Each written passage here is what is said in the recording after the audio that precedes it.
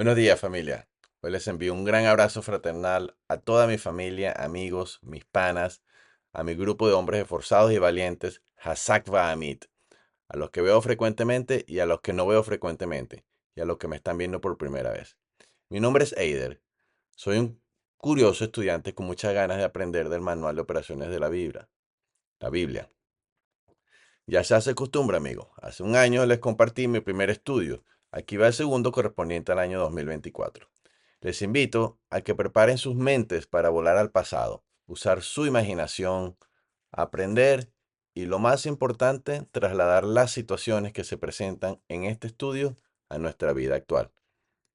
Este estudio será rico en datos históricos, gastronomía, analogías e interpretaciones prácticas para aprender a vivir como nos ha enseñado el creador de todo lo que existe. La Biblia, un manual de vida para todos. En este estudio, intencionalmente, he comparado pasajes de la Biblia en versiones comúnmente usadas por mis amigos practicantes de las corrientes del cristianismo más populares, como son los católicos, los protestantes y los cristianos no denominacionales. Para mis amigos católicos, he revisado la versión Dwight Reims de 1610, revisada por Richard Caloner en 1752. Si lo busca en su Bible App, es la versión DRC 1752. Esta es la primera traducción al inglés de la Biblia en latín que usaba el Vaticano, mejor conocida como la Vulgata o Vulgate en English.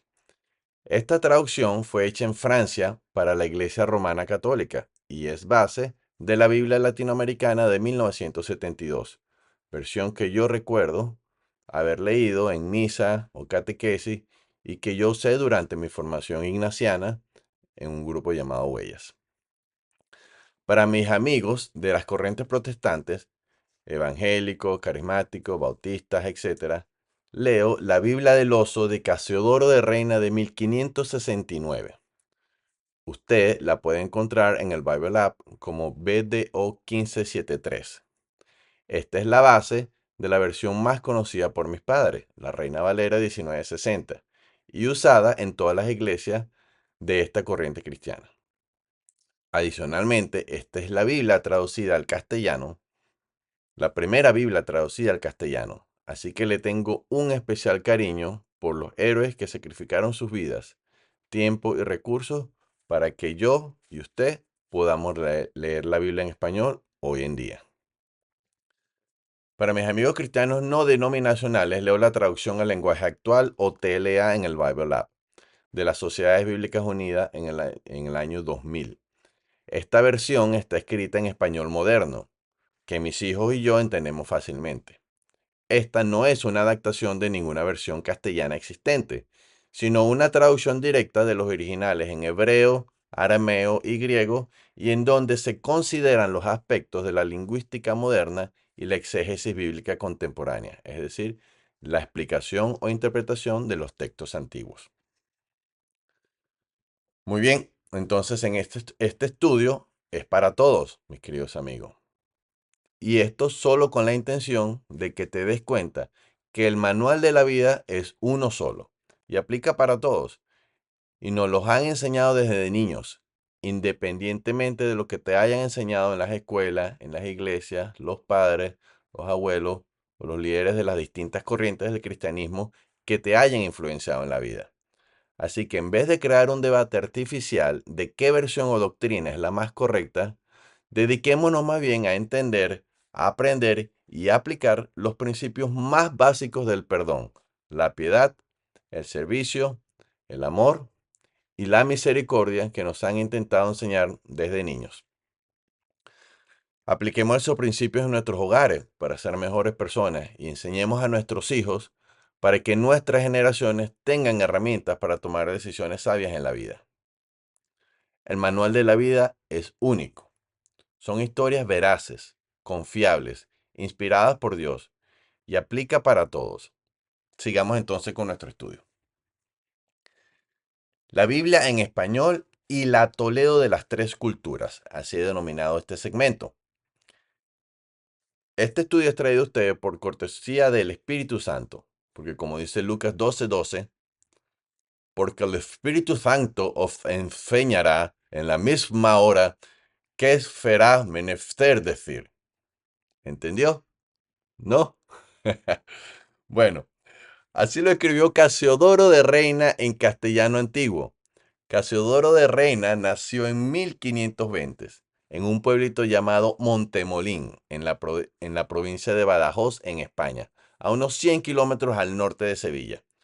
A los 37 años aproximadamente, siendo un monje jerónimo del monasterio de San Isidro de los Campos en Sevilla, en 1557 salió huyendo de emergencia junto con otros 12 monjes para que no los mataran. La Inquisición española quería matarlos por querer traducir la Biblia al lenguaje popular. Vivió desde entonces en más de 5 ciudades protestantes en Europa y murió a los 74 años de edad en Frankfurt, Alemania, en 1594. En los años 1600, pam, pam, pam, quiero hablarle de un par de contribuciones importantísimas de los hispanos a la disponibilidad de la Biblia hoy día a nivel mundial.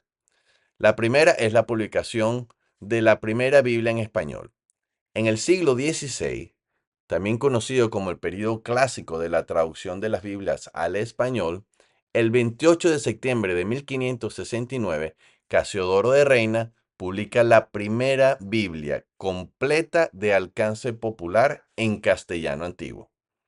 Se conoce como la Biblia del oso, porque tiene un osito en la portada comiendo miel. Digo completa porque esta Biblia incluye ambos, el Antiguo y el Nuevo Testamento. Y popular porque hasta ese entonces y por más de 1000 años, la Biblia solo existía para los nobles y el clero. Todavía, hoy día, la Biblia del oso se puede leer con fluidez. Lo hizo muy bien Casiodoro, muy bien. ¿Y cómo lo hizo?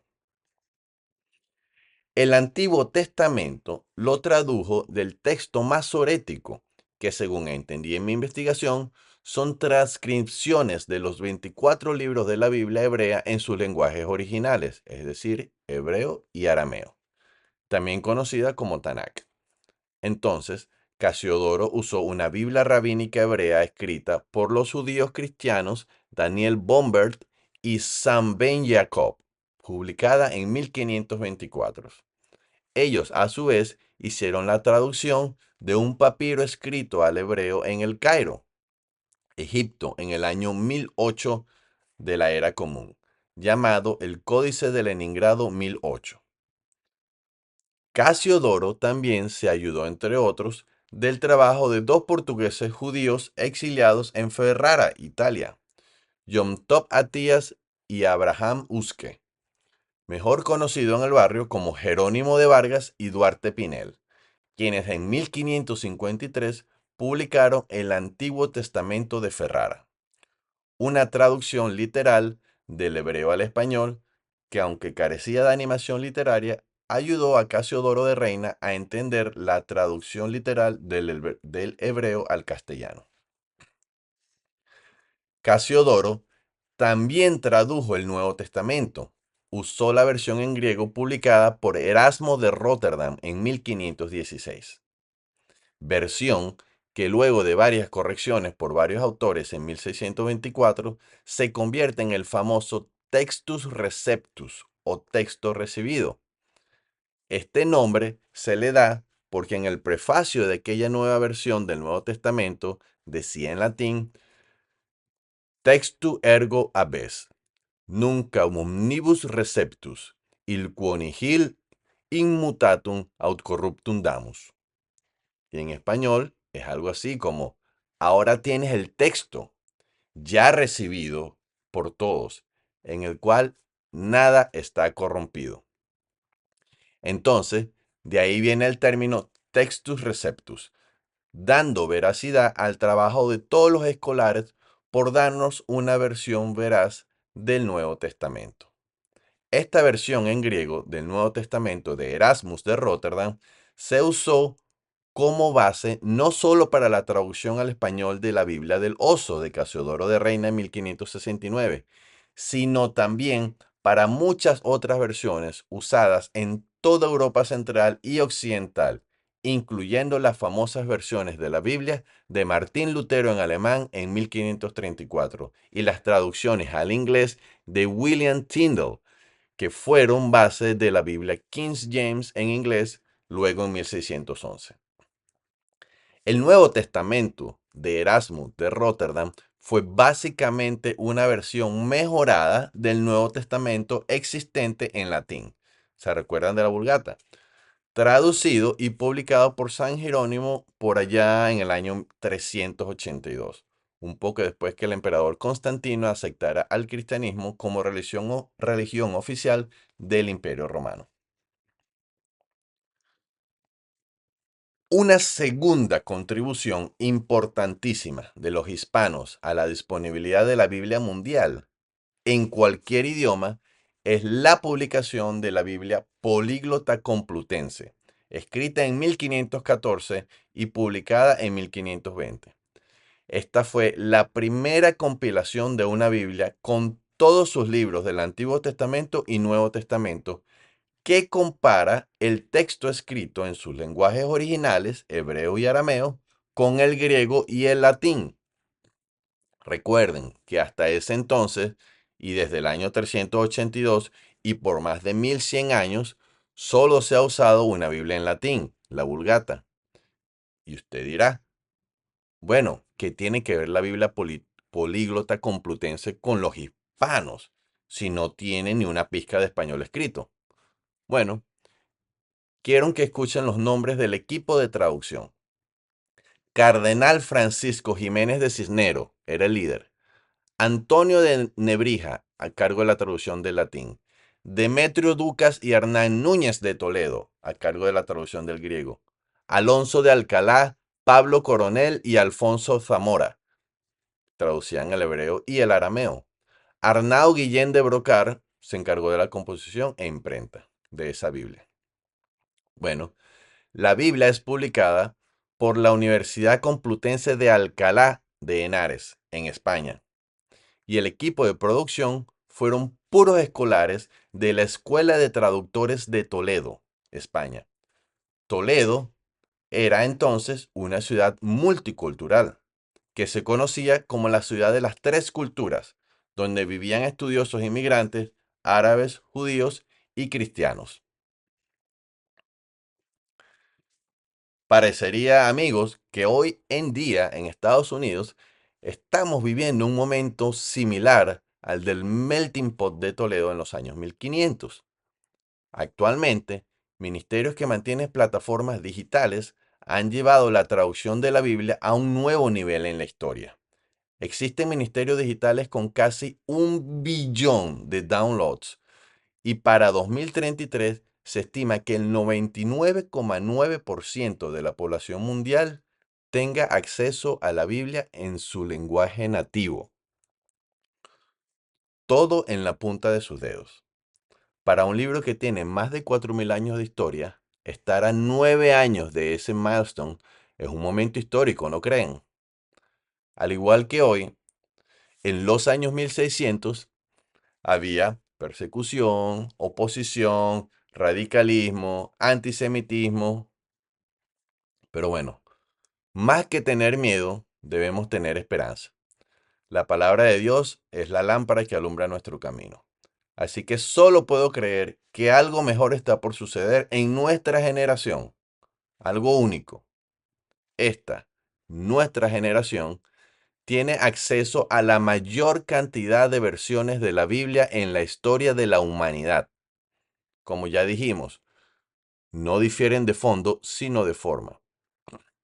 Y hoy día, con aplicaciones crowdfunded como el Bible App, se está haciendo una historia similar a la que se hizo en ese momento.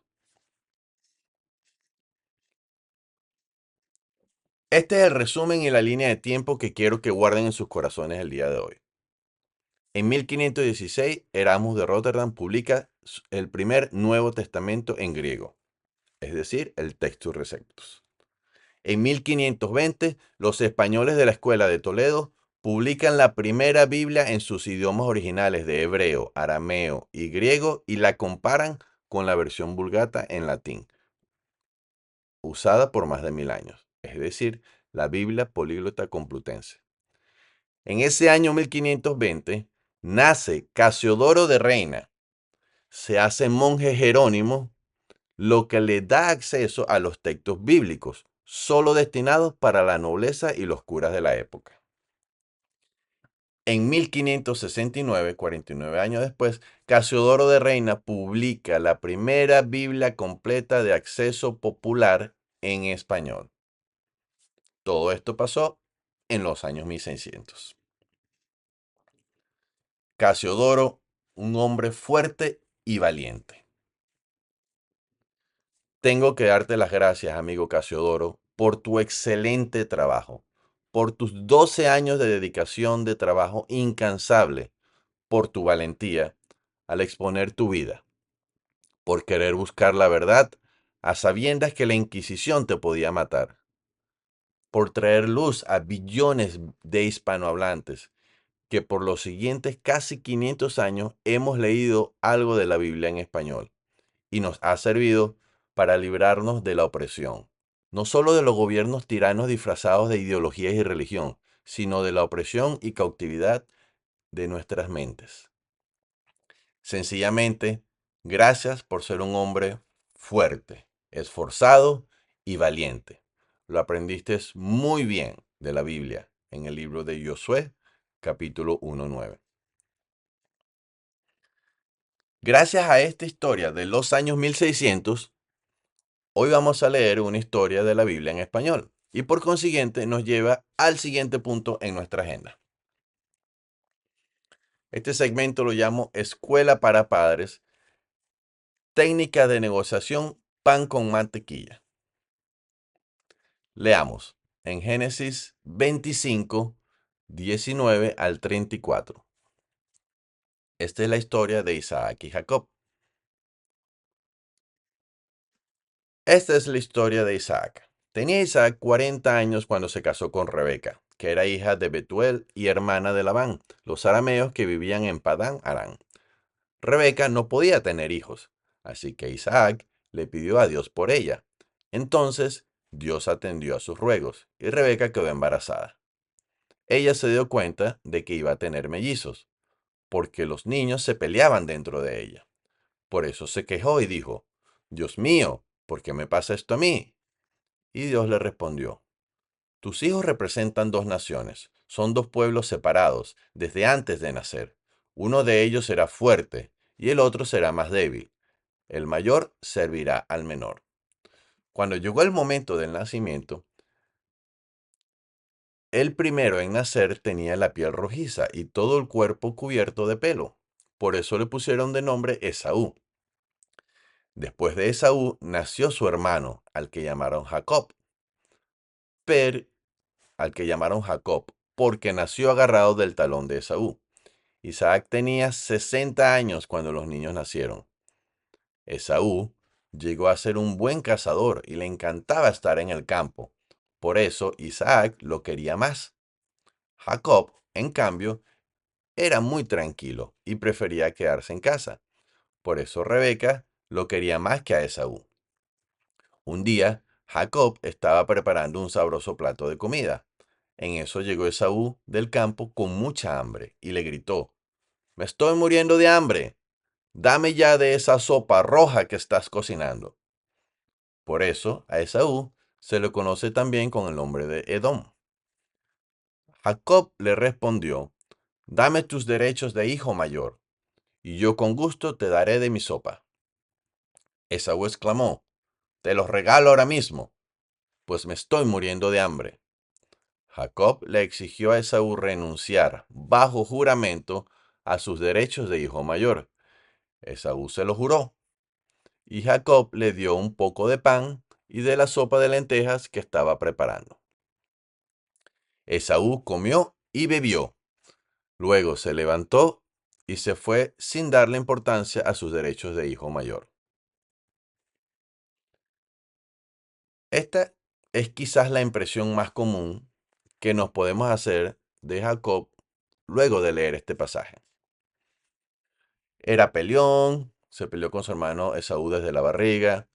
Yo digo que no le gustaba su nombre, Jacob significaba tramposo o agarratalón, porque le agarró el talón a su hermano. Fíjense en la importancia de bendecir a un hijo con su nombre. Lo llamaron tramposo y él quizás se la creyó. Y la trampa lo persiguió para siempre. Tenía un padre mayor de 60 años cuando nació, según Génesis 25-26. Jacob era hijo de Mami. Rebeca, su madre, lo quería más que al hermano, que a su hermano Esaú, porque Jacob la acompañaba en casa, según Génesis 25-27 y 28. Y Jacob le robó la bendición de hijo primogénito a su hermano por un plato de lenteja.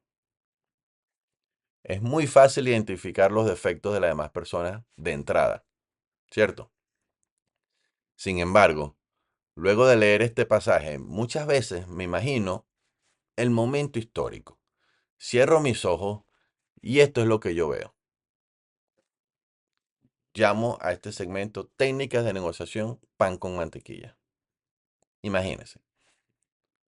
Jacob tenía gustos más refinados, un paladar exquisito, cocinaba sabroso, como el abuelo Abraham.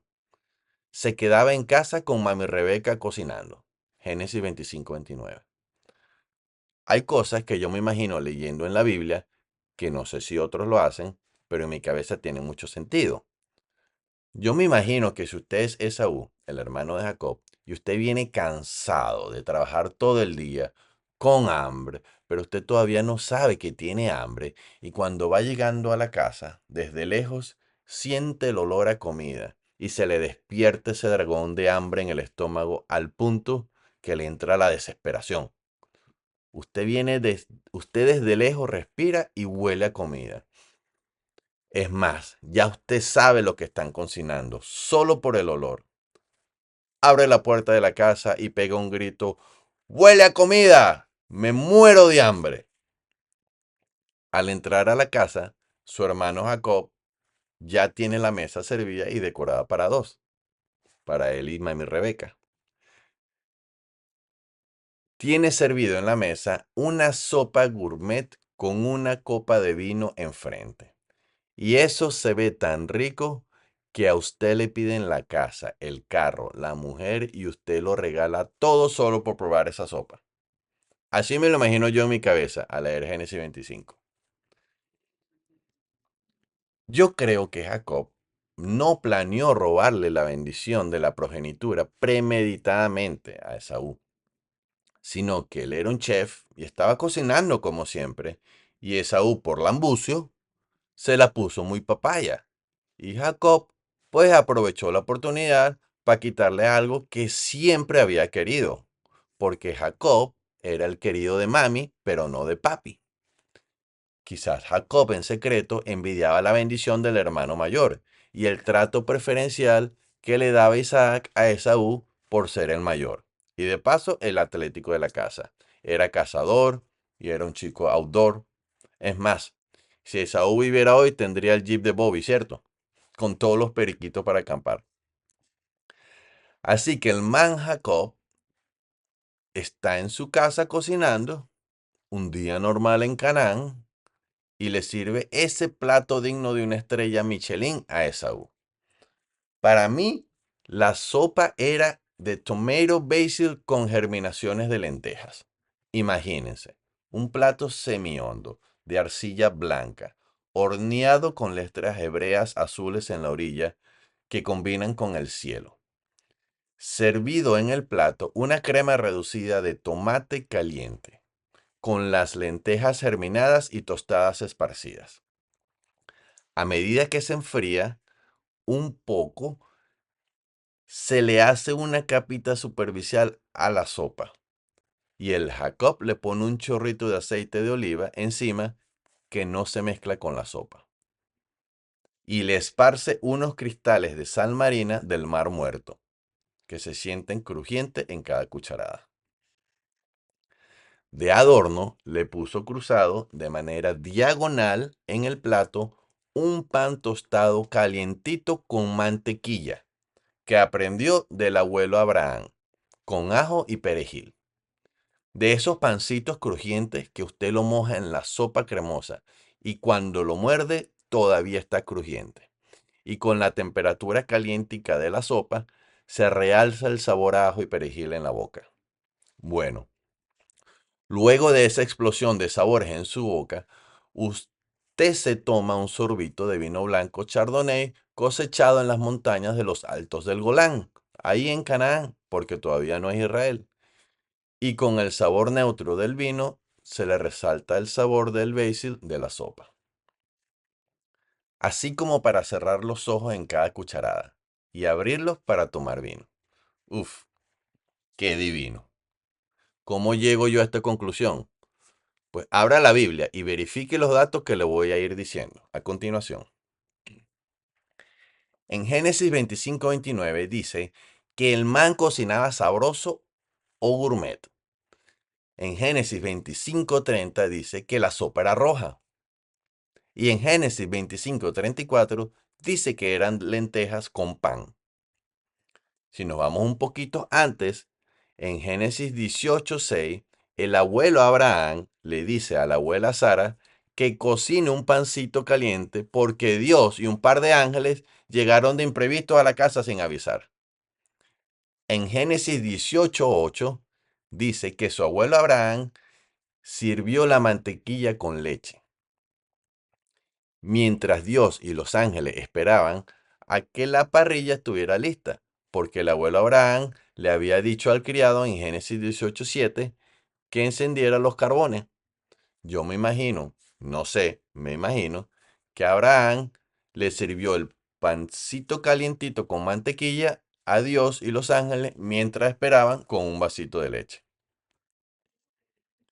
Es más, el pan con mantequilla de Abraham era tan bueno, pero tan bueno, que cuando se lo dio a Dios, se pusieron a negociar. En Génesis 18:10, Abraham le sacó un hijo. Y luego, en Génesis 18, del 16 al 33, Abraham le negoció la destrucción de Sodoma. Y yo me imagino a Dios y el pan con mantequilla en la mano, y hablando y masticando al mismo tiempo decía, ¿qué? ¿Sara? Sí, mi hijo, tranquilo. Es más, para el próximo año tenéis un bebé. Y mordía el pan. ¿Qué? Sodoma. No, mi hijo, no tienen vida. ¿Qué? ¿50 justos? Sí, sí, sí, sí, tranquilo. No la voy a destruir. Y mordía. ¿Qué? ¿45? Sí, tranquilo. Y mordía otra vez. ¿Qué? ¿40 justos? Sí, tranquilo. Y mordía de nuevo. De nuevo. ¿30 justos? Y mordió otra vez. Y ya ahí le quedaban dos mordisquitos más. ¿Qué? 20. Sí, está bien. Y bueno, ya le quedaba el último pedacito. ¿Mm? ¿Qué? 10. Sí, tranquilo, Abraham. Pues se le acabó el pan con mantequilla. Y entonces yo me imagino que Dios se chupó los dedos, siguió su camino para Sodoma a destruirla. Bueno, ese era el pan con mantequilla del abuelo Abraham, que Jacob había aprendido a hacer. Y bueno, Jacob le aplicó la misma técnica a Esaú. El man dijo, si mi abuelo negoció con Dios con este pancito con mantequilla, pues Esaú es pan comido, literalmente, porque se comió la sopa y el pan con mantequilla. Reflexionemos. Reflexiones y enseñanzas teoterápicas. La semana pasada el líder Juan Pablo nos habló a través de la historia de Saúl y su hijo Jonatán de cómo el padre inflexible y terco puede tomar decisiones animales, al punto de afectar a toda su familia y a su comunidad. Saúl había condenado a muerte a su propio hijo. Aprendimos que hay que abandonar nuestra manera egoísta de vivir, tomar nuestra cruz, que simplemente es una analogía para decir que hay que lidiar con nuestros problemas diarios, y evitar tomar decisiones locas en la vida. Esta semana, con Jacob y su abuelo Abraham, hemos aprendido que ellos eran buenos cocineros y eran buenos anfitriones, que sabían compartir y quizás hasta negociar en la mesa. Use su pan con mantequilla. De Esaú aprendemos que hombre con hambre no piensa, que a veces tomamos decisiones a la ligera sin medir las consecuencias. Me gusta pensar que todos tenemos algo de Jacob, que en algún momento de nuestras vidas nos etiquetaron y pensaron lo peor de nosotros. La historia de Jacob se parece a la nuestra. Dios transforma y saca lo mejor de nosotros. Jacob quizás cometió errores en su juventud como nosotros, pero me lleva a reflexionar que lo que está pasando en nuestras vidas es parte del plan perfecto de Dios. Dios puede cambiar nuestra identidad si le dejamos transformar nuestros corazones y actuamos con fuerza y valentía para poner el trabajo necesario de transformar nuestra mente. Ya para culminar, amigos, quiero decirles que en el ICT de Houston tenemos un grupo de aproximadamente 40 hombres y muy frecuentemente hablamos de lo que significa ser un hombre esforzado y valiente, Hazak Va'amit en hebreo, y de cómo tomar decisiones microscópicas en nuestras vidas o cambios de hábitos que pueden afectar macroscópicamente a nuestra familia y la comunidad en la que vivimos. Suena interesante, ¿no? Pregúntame cómo. Y nos comemos un pasito con mantequilla un día de estos. Oremos. Gracias, Padre, por que lo que está pasando hoy es solamente el principio de mi historia. Dame la certeza, Padre, de entender que no importa cuán dolorosa haya sido el comienzo de mi historia, tú estás allí para redimirla. Enséñanos, Padre, a compartir una mesa con nuestros seres queridos, con nuestros amigos. También te damos gracias, Señor, por la valentía de esos héroes como Casiodoro de Reina que han cambiado al mundo con esfuerzo y valentía. Enséñame, Señor, a ser fuerte y valiente en medio de la ansiedad, del miedo, de la depresión, de los problemas. Quiero ser fuerte y valiente, Padre. Si usted ha perdido un ser querido, dígale, Padre, quiero ser fuerte y valiente. Padre, necesito reinventarme. Necesito que me des valor, seguridad. Ayúdame a ser fuerte y valiente. En medio de la espera, cuando la confianza me falta, cuando la situación se pone difícil, ayúdame a ser fuerte y valiente. Cuando el terror me ataca, cuando me faltan las fuerzas y la fe, quiero ser fuerte y valiente. Ayúdame a entender el diseño de hombre que tú quieres que yo sea. Ayúdame a comenzar de nuevo, a terminar viejos vicios. Quiero ser fuerte y valiente, Padre. Renueva mi espíritu y mi mente, y nunca te apartes de nuestro lado. En el nombre de Jesús, tu Hijo amado. Amén. Bueno, familia, espero que hayan disfrutado, aprendido, reído y reflexionado un rato. Que Dios los bendiga. Chao.